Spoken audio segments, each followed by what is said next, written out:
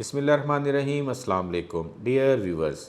ہمدرد foundation Pakistan بانی ہمدرد شہید حکیم محمد سعید کے ویژن اور ہمدرد فاؤنڈیشن پاکستان کی صدر محترمہ سعدیہ راشد کی رہنمائی میں نونہالان وطن کی علمی، فکری اور اخلاقی اور عملی تربیت کے لیے مختلف تعلیمی، تربیتی اور معلوماتی سرگرمیوں کا باقاعدگی سے انعقاد کرتی ہے۔ انہی سرگرمیوں کے تسلسل میں موسم گرما کی تعطیلات میں ہمدرد نونہال اسمبلی لاہور کے بچوں کے لیے ریڈیو پاکستان لاہور کا ایک معلوماتی اور تربیتی دورہ منعقد کیا گیا، جس کا مقصد بچوں کو پاکستان کے قومی نشریاتی ادارے کی تاریخ، خدمات اور نشریاتی نظام سے روشناس کرانا تھا۔ پروگرام کا آغاز تلاوت کلام پاک اور نعت رسول مقبول صلی اللہ علیہ وآلہ وسلم سے ہوا۔ بعد ازاں ہمدرد نونہال اسمبلی کی اسپیکر فریہ بابر نے نظامت کے فرائض انجام دیے، جبکہ قائد ایوان ہانیہ فاطمہ، ڈپٹی اسپیکر ربیہ مظہر، فاطمہ شہباز، زنیبہ عمر اور دیگر طلباء و طالبات نے خیالات کا اظہار کیا۔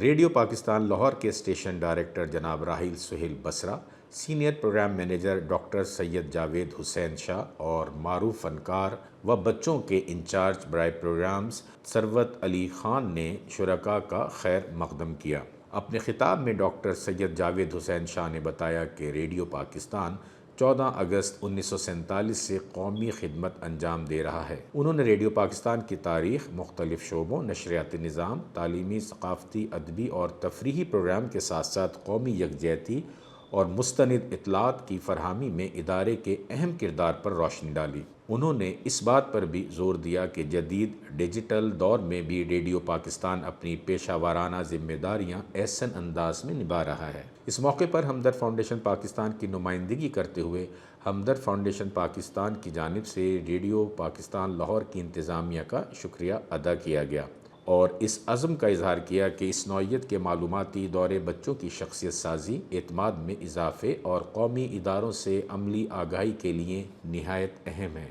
بعد ازاں نونہالان وطن نے ریڈیو پاکستان کے مختلف اسٹوڈیوز اور شعبہ جات کا دورہ کیا، نشریاتی عمل کو قریب سے دیکھا اور براہ راست معلومات حاصل کیں۔ نونہالوں نے اس معلوماتی دورے کو نہایت مفید قرار دیتے ہوئے اس عزم کا اظہار کیا کہ وہ مستقبل میں بھی قومی اداروں، قومی ثقافت اور مثبت اقدار کے فروغ میں اپنا کردار ادا کریں گے۔ انہی الفاظ کے ساتھ آپ کا علی بخاری اجازت چاہتا ہے۔ اللہ نگہبان۔